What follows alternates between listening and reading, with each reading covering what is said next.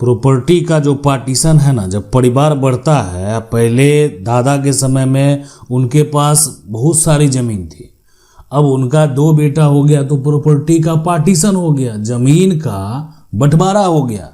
अरे दोनों बेटा जो है ना, अतुल सिंह और प्रमोद सिंह, कुछ दिन तक साथ रहा और जैसे ही इस दोनों का विवाह हो गया तो ये दोनों कुछ समय बाद अपना अपना जमीन को क्या कर लिए, अलग कर लिए।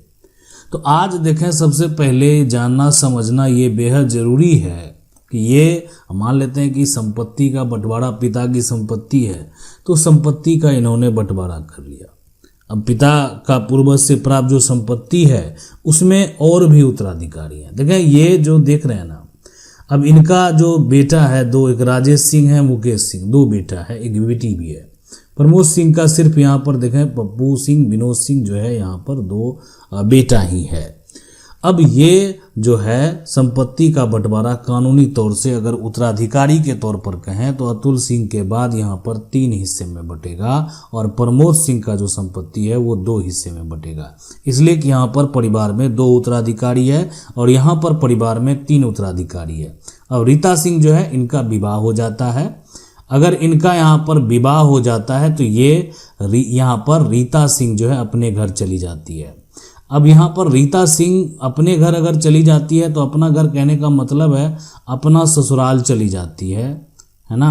अब ये उनके ससुराल में बहुत सारी संपत्ति है, ठीक है। तो ये यहाँ पर क्या होगा कि ठीक है, आप उस संपत्ति का त्याग करना चाहते हैं। रीता सिंह को जो है एक तरह से अपनी पिता की संपत्ति से कोई लालच नहीं है। तो ये कानून क्या कहता है कि मान लेते हैं कि ये जो अपना मान लेते हैं ससुराल में इनको संपत्ति है और ससुराल में जो संपत्ति है वहाँ से वो खुश है। अपने पिता की संपत्ति में, अतुल सिंह के संपत्ति में, यानी वो उत्तराधिकारी है लेकिन वो संपत्ति लेना नहीं चाहती, वो अपना भाई राजेश सिंह, मुकेश सिंह को वो देना चाहती है। इसके लिए क्या करना पड़ेगा, कौन सा प्रक्रिया है कि आगे भविष्य में किसी भी प्रकार का समस्या नहीं हो। तो देखिए, प्रॉपर्टी का पार्टीशन जैसे ही परिवार बढ़ता है ये आपको देखने को मिलेगा समाज में, परिवार में, कि परिवार बढ़ता है, लोग आपस में जो 2 भाई होते हैं एक तरह से वो जमीन का बंटवारा कर लेते हैं। दोनों का जो मकान है वो आपको दोनों भाई का अलग अलग देखने को मिलता है। अब ये आगे का प्रक्रिया, इसका कानूनी प्रक्रिया क्या है, हमारा कानून आखिरकार क्या कहता है। और प्रॉपर्टी का पार्टीशन के लिए सबसे बड़ा सवाल ये है कि प्रॉपर्टी का जो पार्टीशन है, इस पार्टीशन के लिए आखिरकार कौन सा कानून बना हुआ है। आखिरकार परिवार में अगर आज यहाँ पर 2 उत्तराधिकारी है, कल हो सकता है 5 उत्तराधिकारी हो, 5 यहाँ पर शेयर होल्डर हो, 5 हिस्सेदार हो, ठीक है। अब 5 हिस्सेदार है तो सभी हिस्सेदार का क्या होगा, कानूनी तौर पर अलग अलग हक होगा।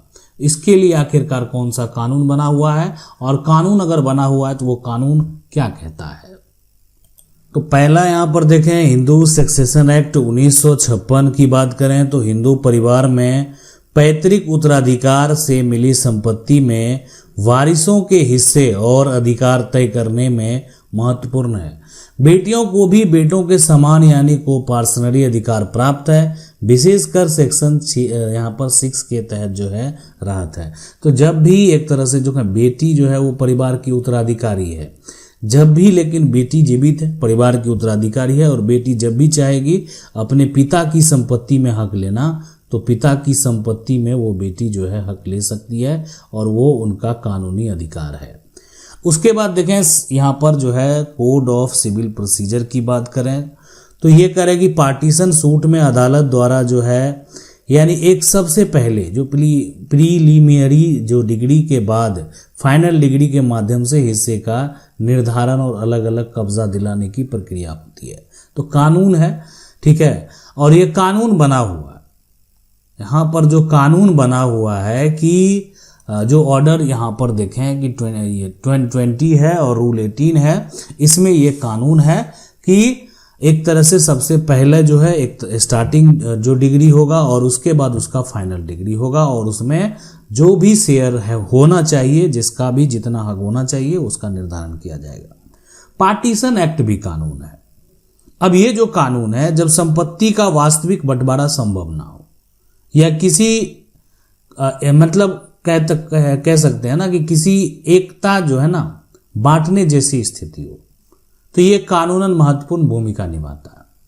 पार्टीशन एक्ट जो 1893 है, यहाँ पर पार्टीशन एक्ट जो है ये एक तरीके से देख सकते हैं कितना पुराना कानून है।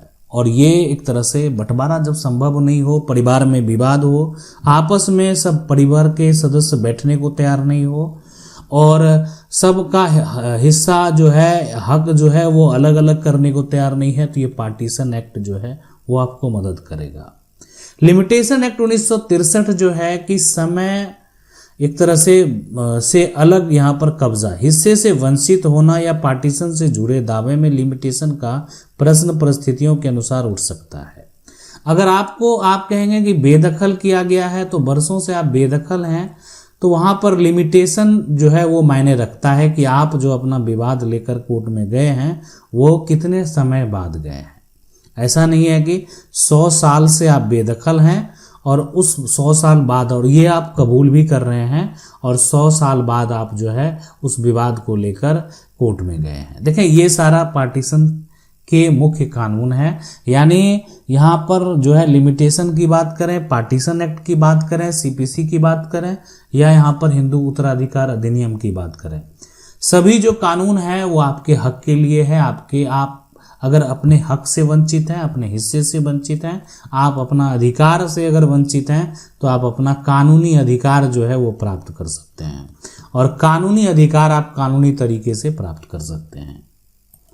देखें, आप हिस्से की जब भी बात करने के लिए कोर्ट में जाएंगे ना, तो देखें ये ज़मीन का टुकड़ा है, और अगर कोई भी व्यक्ति अपने हिस्से की बात करने के लिए अगर कोर्ट जाता है, ये ज़मीन है, तो इस ज़मीन में मान लेते हैं कि आपका नाम जो है वो प्रमोद है, और इस ज़मीन में प्रमोद का जो है हिस्सा जो होना चाहिए, ये होना चाहिए 5 कट्ठा। अगर कट्ठे से आपके क्षेत्र में अगर यहाँ पर जो है ना मेजर किया जाता, तो 5 कट्ठा जो है वो आपका हिस्सा होना चाहिए। अब ये टोटल प्लॉट जो है वो कितने का है? 10 यहाँ पर जो है कट्ठे का, ठीक है, कट्ठे का ये प्लॉट है। 5 कट्ठा जो है इसमें यहाँ पर इसका शेयर होना चाहिए। अब सबसे बड़ी बात है कि यहाँ पर अगर सभी सहमत, 2 भाई है, दोनों में सहमति है, तो आपसी बंटवारा से भी ये संभव होता है। ये जरूरी नहीं कि हम कोर्ट में जाएंगे और यहाँ पर प्रॉपर्टी का पार्टीशन करेंगे। यानी आपसी जो बंटवारा है वो एक तरह से बंटवारा आप अपने से कर सकते हैं, और ये आपसी बंटवारा जो है यानी इसके बाद जो है आप एक तरह से कह सकते हैं कि जो रजिस्टर्ड पार्टीशन जो है पार्टीशन डीड तैयार कर लेंगे। यहाँ पर रजिस्टर पार्टीशन डीड जो है वो आप जरूर तैयार कर लें। इसके अलावा, ठीक है, अगर कोई हिस्सेदार बंटवारा नहीं कर रहा है, मान लेते हैं कि ये जमीन है 5 कट्ठे के, आप हिस्सेदार हैं, प्रमोद का हिस्सा 5 कट्ठा है, लेकिन प्रमोद का हिस्सा 5 कट्ठा है, तो क्या हुआ, ये 5 कट्ठा प्रमोद को कोई दे नहीं रहा है। ये 5 कट्ठा इस प्रमोद को मिलेगा कैसे? तो देखें मिलेगा कैसे, तो अब मान लेते हैं कि अगर आपको आपका शेयर नहीं मिल रहा है, अगर आपको आपका अधिकार नहीं मिल रहा है, एक हो गया कि आपसी सहमति रहेगा तब तो आपसी सहमति। प्रमोद और मनोज का तो कोई यहाँ पर जो विवाद हुआ है, दोनों में बोलचाल भी नहीं है, दोनों भाई में कोई बोलचाल नहीं है, तो प्रमोद को अपना 5 कट्ठा भी चाहिए, मिला भी नहीं है। जो भी हक हो उससे अधिक आपका हक होगा, या आपका जो हक होगा वो कहीं एक तरह से उसको बेच दिया गया होगा, कुछ भी हो जाए, आपका कानूनी जो अधिकार है उस अधिकार से आपको कोई वंचित नहीं कर सकता है। तो आपसी बंटवारा से ये सब कुछ संभव नहीं अगर होता है, मान लेते हैं, ठीक है, प्रमोद को ये आपसी बंटवारा संभव नहीं है, रजिस्टर पार्टीशन डीड आपस में बैठकर बनाना संभव नहीं है, तब होता है कि ठीक है, जब हम जो है उससे बोलचाल कर ही नहीं रहे हैं तो हम कहाँ जाएंगे, तो वो आप जाएंगे यहाँ पर जो है सिविल कोर्ट, ठीक है, सिविल कोर्ट। अब ये सिविल कोर्ट जो जाएंगे ना, तो यहाँ पर सिविल कोर्ट में जाकर जो है पार्टीशन सूट जो है वो केस फाइल करना पड़ेगा, ठीक है, पार्टीशन सूट। अब ये बंटवारा का केस है, आपने पार्टीशन सूट जो है केस जाकर वहाँ पर फाइल करेंगे।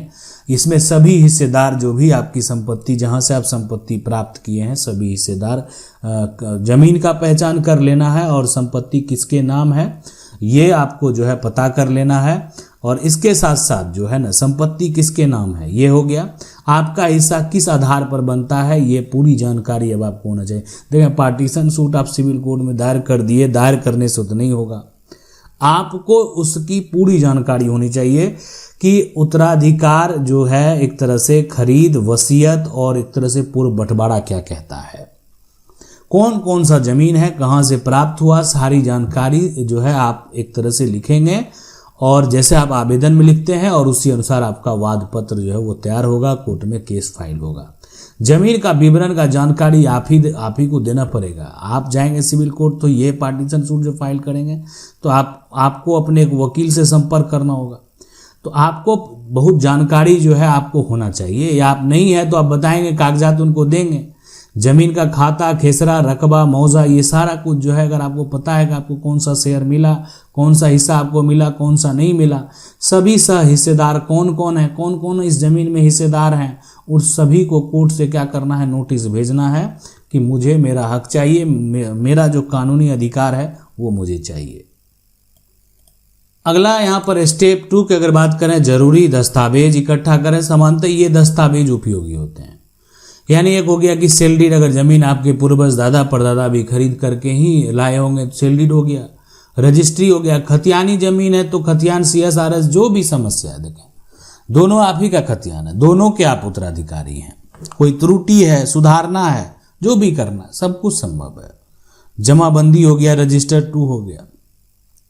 जमीन की लगान रसीद, अगर कभी आपके पूर्वज के द्वारा या आपके द्वारा जमीन का रसीद कटाया गया होगा, उस अनुसार आपकी दावेदारी है तो वो भी आप लगा सकते हैं। म्यूटेशन, दाखिल खारिज से संबंधित कागजात, वंशावली, फैमिली ट्री तो बेहद जरूरी होता है।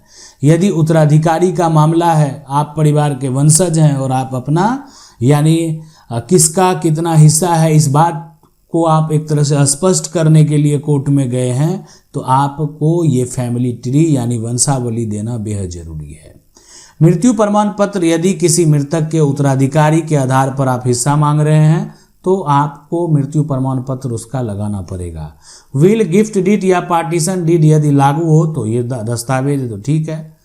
पहले हुए बंटवारे या आपसी समझौते के अगर कोई दस्तावेज है तो वो दस्तावेज आप निकालेंगे। कब्जे से संबंधित दस्तावेज जो है वो आप निकालेंगे। संबंधित संपत्ति का नक्शा, सर्वे रिकॉर्ड, पहचान और पता संबंधी दस्तावेज आप निकालेंगे। यदि कोई यहाँ पर पूर्व मुकदमा हुआ है तो उसके आदेश, निर्णय का यहाँ पर प्रमाणित जो है प्रतियां, ये आपको क्या करना है, निकालना है। तो ये आखिरकार यहाँ पूरा प्रक्रिया है। और ये यहाँ पर जो है कोई भी जो पूर्व में जो मुकदमा हुआ है उसके आदेश और निर्णय का एक तरह से प्रमाणित जो प्रति है वो अगर हो संभव ऐसा हुआ है कभी, कोर्ट ने कभी फैसला दिया इससे संबंधित मामले में, तो वो दस्तावेज भी बेहद जरूरी होता है। यानी जजमेंट जो है ना वो एक महत्वपूर्ण दस्तावेज है, इसलिए कि इससे पहले अगर मान लेते हैं इस मामले में कोर्ट का आदेश हो गया तो वो बहुत एक वैल्यूएबल जो है डॉक्यूमेंट है। अब है कि आगे हमको मुकदमा करना है, तो आप वादी हैं, प्लेंटिफ हैं, तो मुकदमा के लिए आवेदन जो है यानी वादी और सभी प्रतिवादियों का विवरण देखें। वादी जो होता है ना ये होता है केस करने वाला, ठीक है, यानी केस जो भी व्यक्ति करेगा तो केस जो करने वाला है वो कौन हो गया, वादी। और जिसके ऊपर आप केस फाइल करेंगे कि उनसे आपको संपत्ति लेना है, उससे आपको कब्जा लेना है, उससे आपको जो है एक तरह से धोखाधड़ी साबित करनी, जो भी करना है, तो ये एक तरह से एक वादी हो गया। दूसरा प्रतिवादी। संपत्ति का पूरा विवरण, संपत्ति का मूल मालिक कौन था, वादी का हिस्सा कैसे बना, अन्य सह हिस्सेदारों का हिस्सा, बंटवारा क्यों आवश्यक है और आपसी बंटवारा क्यों नहीं हो सका, संपत्ति की वर्तमान स्थिति, कब्जे का जो है यहाँ पर विवरण, कोर्ट से यहाँ पर मांगी गई राहत, ये सभी जो एक तरह से देख सकते हैं पॉइंट है वो यहाँ पर क्या है, बेहद महत्वपूर्ण है, ठीक है, महत्व जो है पूर्ण यहाँ पर है ये। अब ये जो देखें प्रक्रिया होगा तो सबसे पहले तो इस प्रक्रिया में यानी जो संयुक्त ज्वाइंट प्रॉपर्टी है, ठीक है, ज्वाइंट अगर कोई प्रॉपर्टी है जैसे खतियान है, दादा के नाम से है, तो अब जितना भी एक तरह से पोता है सबका अधिकार है।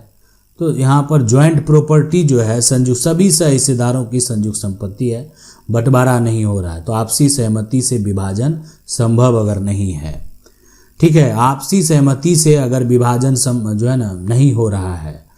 पार्टीशन सूट दाखिल यानी सिविल कोर्ट में जो है ना, कोर्ट में वाद जो है सूट दाखिल आपने किया, कोर्ट के सभी पक्षों के अधिकार देखती है, सभी दस्तावेज और दावों की जांच करती है, उसके बाद किसका कितना हिस्सा है वो सबसे पहले तय करती है। जैसे ये तय हो गया तो समझ सकते हैं आपका एक यहाँ पर प्रीलिमिनरी डिग्री जो है वो आप हो गया आपका। वास्तविक विभाजन की प्रक्रिया, हिस्सों का निर्धारण और अमल, ये फाइनल डिग्री में किसे कौन सा यहाँ पर निश्चित हिस्सा मिलना है। सेपरेट पोजीशन की बात होती है, प्रत्येक पक्ष को उसका हिस्सा और कब्जा दोनों दिलाया जाता है कोर्ट से।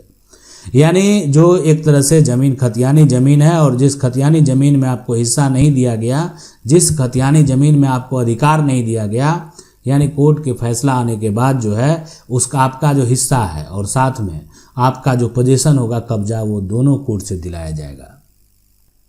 अब यहाँ पर देखें दोनों डिग्री की अगर बात करें, सबसे पहले तो जो एक उद्देश्य की है बात, ये जो है हिस्सेदारों का हक जो है तय करना। प्रीलिमिनरी डिग्री जो है यहाँ पर हम हक तय कर दिए, देखें इसका इतना हक बनेगा। जैसे कहने का मतलब है ये ज़मीन है और ये ज़मीन जो है यहाँ पर ज़मीन कितना है पता है, ये है ज़मीन 10 कट्ठा, ठीक है, 10 कट्ठा। अब हिस्सेदार कितना है, 4 हिस्सेदार है, 4 हिस्सेदार।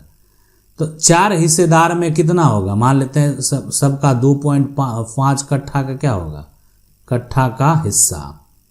ये कौन तय करेगा, ये पहले नहीं तय हो रहा था, बोला था नहीं हम यहाँ पर नहीं देंगे शेयर, यहाँ पर हक नहीं देंगे। तो आज ये 10 कट्ठा में जो 2.5 कट्ठा का हिस्सा है वो सभी का है। तो हिस्सेदारों का हक जो है वो तो तय हो गया कोर्ट से। और यहाँ पर उसके बाद फाइनल जब डिग्री आता है ना तो वास्तविक बंटवारा पूरा हो जाता है कि ठीक है वो भी तय हो गया, साथ में कहाँ पर आप रहेंगे, पोजीशन जो है वो भी, कब्जा आपको मिला कि नहीं मिला, वो सारा कुछ तय हो जाता है। क्या तय होता है, किसका कितना हिस्सा है और किसे कौन सा हिस्सा मिलेगा, ये तय फाइनल डिग्री के बाद होता है। संपत्ति का भौतिक विभाजन जो है यहाँ पर समांतर नहीं होता है, यहाँ पर होता है। और समय अवधि 6 से 12 महीना और कई महीने या वर्षों का समय, हर बात को देखने के बाद जो है यहाँ पर जो है ये फाइनल डिग्री आपको देखने को मिलता है। प्रभाव और स्थिति है, वाद को आगे बढ़ाने के लिए जरूरी है। और पार्टीशन डिग्री होने पर मामला क्या होता है, खत्म हो जाता है। जब जमीन का बंटवारा ही हो गया तो फिर मामला तो उसी दिन क्या हो गया, खत्म हो गया। जमीन हम अपना हिस्से की बात कर रहे थे, हम अपने हिस्से की मांग कर रहे थे और कोर्ट से अगर ये हमको बंटवारा का जो है आदेश हो गया, फाइनल डिग्री मिल गया, तो आपका बंटवारा का केस क्या हो गया, खत्म हो गया। बस यही प्रक्रिया, आपका जो कानूनी अधिकार है आप उस अधिकार का दावा कर रहे हैं। अब देखिए बहुत सारे लोग क्या, बहुत सारा परिवार क्या किया है कि पहले ही बहुत पहले मौखिक बंटवारा कर लिया, यानी उनका आपस में मौखिक बंटवारा हो गया और कागजात बना, किसी का नहीं बना। बहुत सारा लोग परिवार ऐसा करता है कि जमीन का जो जमीन है वो जमीन को मौखिक बंटवारा कर लेता है। ये परिवार है, भाई, ये सब एक तरह से जमीन है और इस जमीन का बंटवारा जो किया, क्या कर लिया, यहाँ पर मौखिक बंटवारा कर लिया, मौखिक यहाँ पर बंटवारा। अब देखें ये जो केस है ना 538/2023 जो है, यानी ये जजमेंट है, ये फैसला है और विवाद है, यानी ये है पटना हाई कोर्ट का। यहाँ पर पटना जो है हाई कोर्ट। अब यहाँ पर महेंद्र मिश्रा हैं और श्री उपेंद्र मिश्रा हैं। 22 मई 2025 को जजमेंट भी आ जाता है। परिवार और जमीन की कहानी है। बहुत साल पहले जोगेश्वर मिश्र नाम के व्यक्ति के पास गांव के गनीपुर मुजफ्फरपुर में जमीन थी। 4 बेटे थे और जिनमें से आगे चलकर उनकी संतानें में महेंद्र सिंह और उपेंद्र सिंह भी हुए। समय बीतता गया, परिवार जो है यहाँ पर बढ़ा हुआ और जमीन को लेकर विवाद शुरू हो गया। और ये विवाद का सबसे मुख्य कारण रहा वो मौखिक बंटवारा। परिवार वालों का कहना था कि चारों भाइयों आपस में मौखिक बंटवारा, ओरल पार्टीशन हो चुका था। इस बंटवारे की एक जमीन अमीन से नक्शा बनवाया गया। बाद में सरकारी सर्वे में अलग अलग नाम भी दर्ज हो गए। यहाँ तक कि अलग अलग लगान किराए कि जो रसीद है, लगान रसीद, ज़मीन की रसीद अलग अलग लोगों के नाम से कटने लगी। मतलब बाहर से देखने लगता था कि हर भाई अपने अपने हिस्से में रह रहा है, लेकिन क्या ऐसा नहीं था। और विवाद का कारण आखिरकार क्या बना पता है? विवाद का जो है आज इस केस में जो कारण बना है, यही बना है कि कोई उत्तराधिकारी आता है, वंशज आता है और उसका कहना है कि हम फिर से जो है मेरा बंटवारा सही नहीं है, यानी फिर से एक तरह से फिर से बंटवारा होना चाहिए।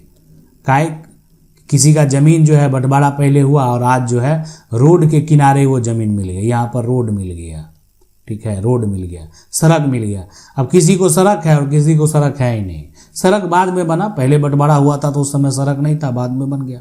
बाद में बना, अलग अलग मौखिक बंटवारा करके सब लोग का ज़मीन अलग अलग नाम से लगान रसीद कट रहा था। तो ऐसे में राजस्व रिकॉर्ड में अलग अलग नाम था। वैसे में लगा कि नहीं, एक हिस्सेदार को कि हम भी रोड साइड में हिस्सा लेंगे, ये सही तरीके से तो हुआ नहीं है। हमारा तो ये खतियानी ज़मीन है और मेरे पास ज़मीन का पुराना खतियान भी है, कैडेस्ट्रल सर्वे खतियान भी है। तो ये सारा तथ्य यहाँ पर देखने की बात हो रही है। तो देखें, इस केस में कह रहे हैं हाँ मौखिक बंटवारा हुआ था और उसका सबूत भी मौजूद है, तथ्य यहाँ पर सर्वे रसीद है। इंजंक्शन जो है एक तरह से देने से संतुलन, बैलेंस जो है वो बिगड़ जाता है, क्योंकि बाकी लोग बरसों से अपने हिस्से पर रह रहे हैं, इसलिए स्टे यहाँ पर नहीं लगेगा। निचली अदालत का निर्णय सही है, नतीजा में यह याचिका खारिज हो गया। लेकिन हाईकोर्ट ने यह भी कहा कि उनकी टिप्पणियां मूल बंटवारे के मुकदमे यानी पार्टीशन सूट को प्रभावित नहीं करेगी। ठीक है, कोई बंटवारा के लिए अपना दावा किया हुआ है, लेकिन यहाँ पर स्टे नहीं मिलेगा। यानी बहुत दिनों से जो है किसको सही तरीके से हिस्सा मिला। देखें क्या होता है कि मान लेते हैं आज जो ज़मीन का नया खतियान बना, यहाँ पर नया खतियान जो बना है, तो नया खतियान किसके आधार पर बना? पुराना खतियान के आधार पर। तो पुराना खतियान का हिस्सा क्या कहता था, ये कैसे पता चलेगा? ये पुराना खतियान तो अभी ये देखा जाएगा पोजीशन से। बरसों से जो लोग पोजीशन में रह रहे हैं ना, वो पोजीशन बेहद महत्वपूर्ण है। और पोजीशन जो है ये बात स्पष्ट करेगा कि आखिरकार जो नया यहाँ पर है और पुराना है वो किस प्रकार से जो है काम करता है, यानी या किस प्रकार से लोग कायम है, पुराना पर से कायम है या नए से कायम है। ये पोजीशन जो है मायने रखता है। और नए से कायम है यानी होता है कि मौखिक बंटवारा जो है वो नए से हो गया, सबका अलग अलग हो गया, लेकिन पोजीशन अभी भी पुराने के अनुसार है और उस हिसाब से लोग दावा कर देंगे। तो पोजीशन भी मायने रखता है। पोजीशन अगर आप पुराने से कायम है और आप चाहते हैं कि उसी तरीके से आपका कागजात बने, उसी तरीके से आपका भूमि सर्वेक्षण हो, उसी तरीके से आपका ज़मीन का जमाबंदी हो, उसी तरीके से आपका मैप तैयार हो, उसी तरीके से आपका सीमांकन हो, तो इसके लिए कानूनी तौर पर आपको पार्टीशन के लिए जाना पड़ेगा। कानूनी तौर पर आप जो है टाइटल में जाना पड़ेगा, मालिकाना हक के लिए जाना पड़ेगा और एक तरह से अपने दस्तावेज का जो है सुधार के लिए जाना पड़ेगा। हाई कोर्ट का ये बड़ा ऐतिहासिक फैसला है। आप सोचेंगे कि किसी परिवार पर इंजेक्शन लगाकर उसको रोक देंगे, स्टे कर देंगे, तो ये यहाँ पर संभव नहीं है, ठीक है। इसलिए कि यहाँ पर मामला जो है क्या होता है, बिगड़ जाता है। ये हाई कोर्ट का एक जजमेंट में कहा गया। आशा करते हैं वीडियो अच्छा लगा होगा। वीडियो को लाइक जरूर कर दें। चैनल को पहली बार देख रहे हैं सब्सक्राइब करके जो बेल आइकन है उसको जरूर दबा लें। मिलते हैं अगले वीडियो में, तब तक के लिए जय हिंद।